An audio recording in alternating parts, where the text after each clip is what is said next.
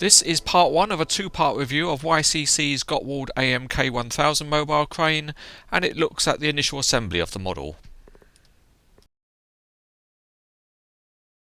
It comes in a particularly heavy box which consists of an outer shipping carton, and inside that there's foam rubber protecting the coloured picture box inside. On the cover of the box are pictures of the 5 different liveries in which the model is made.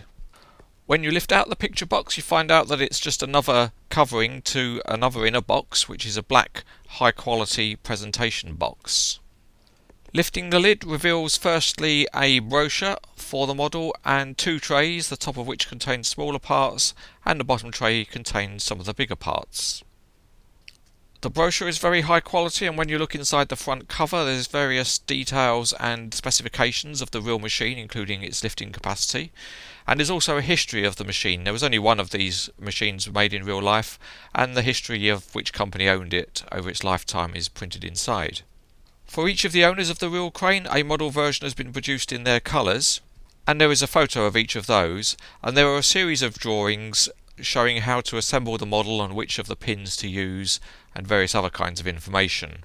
The instructions are good enough. They only really miss out on a reeving diagram which isn't present for any of the 3 hooks that are supplied with the model, and there's also a separate fly sheet containing information which didn't get included in the brochure.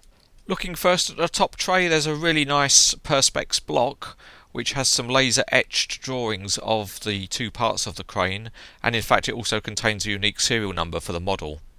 The high quality continues with the provision of some special metal tools which are used to do up various components. The top tray also includes 4 outrigger beams, and these are individually numbered. There are also numerous bags of various small parts which are all labelled individually so you know which ones are which. There are various counterweight components and they're nicely wrapped in tissue, and they're all in red because this is the Riga Mainz modern livery version of the model. Also in the top tray is a large drum of thread for reeving on the model and 3 separate hooks.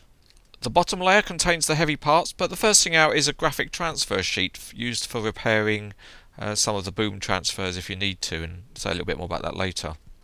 YCC used this great system of a couple of red ribbons to help you lift out the model parts, and this does minimise the chance of damage. The first part out is the telescopic boom section, and it's a very heavy metal piece. The next part out of the box is the boom carrier. Now this model is a precision made model, very detailed, so you have to be very careful how you handle it, and you can see the way I'm holding it here with a thumb at the wheel position is the right place to hold it, because there are tiny reflectors along the edge and they do break off if you apply any pressure on them. Lastly, we have the crane carrier, and that's another part, again nicely wrapped in tissue and again with delicate parts, so you have to be very careful how you handle it. Overall the packaging is very high quality, but these are heavy metal parts and they get shipped halfway around the world, so it's not surprising that there are 2 or 3 broken pieces in the box, but nothing that can't be easily glued back on. In fact, YCC recognised the vulnerable nature of the model because they do provide a bag of small spare parts, including some spare graphic transfers that you can use to repair some of the graphics on the boom if they need it, and we'll see that a little bit later.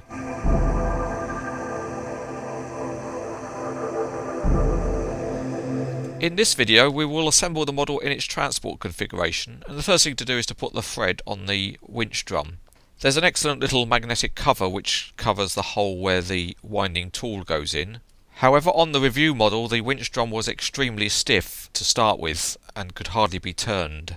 Eventually quite a lot of WD-40 lubricant and oil was applied, and then the drum started to free itself up and you can turn it with an electric screwdriver.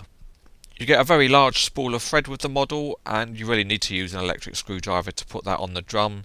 So the first thing you need to do is to tie the loose end onto the winch spindle, and that's a little bit tricky because the spindle is quite smooth, so it's a little bit tough to get it to tight enough so that it holds. But once you get it on, you can just give it a quick turn so that it takes, and then you can go for mass production. And the best way to do this is to get a couple of drawing pins and just stick them on either side of the spool and hold the drawing pins in one hand, and then apply the electric screwdriver onto the special tool and wind away.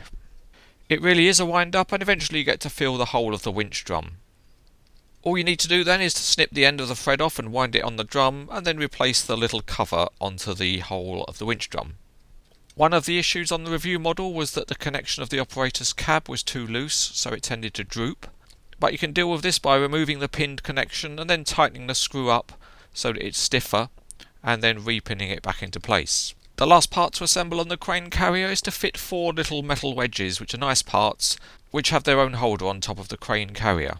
We'll move now to the boom carrier, and there are 4 more of the nice little wedges to fit in their own little holders on the boom carrier top. And the other part, which isn't mentioned in the instructions, is I think supposed to be a tow bar, and that just rests on the side of the boom carrier. With that done, the boom carrier is now ready to take its load, which is the boom, and you need to be a little bit careful here because that boom is very, very heavy, and just drop it gently into place so that it overhangs slightly at the front. And when it's on, you need to slightly extend the telescope at the rear to represent the even loading condition that the real boom carrier had. YCC have included some excellent details on this model, and that includes these 2 marker boards which just are a push fit into the end of the boom.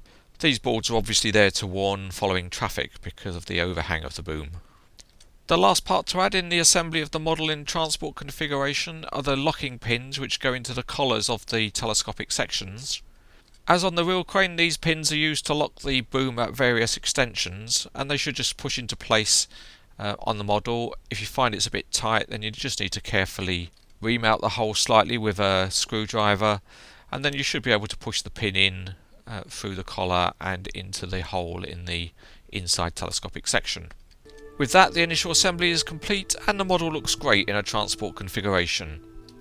In part 2 of this review, we'll look at the detail and features, and we'll build the crane up into its operating configuration.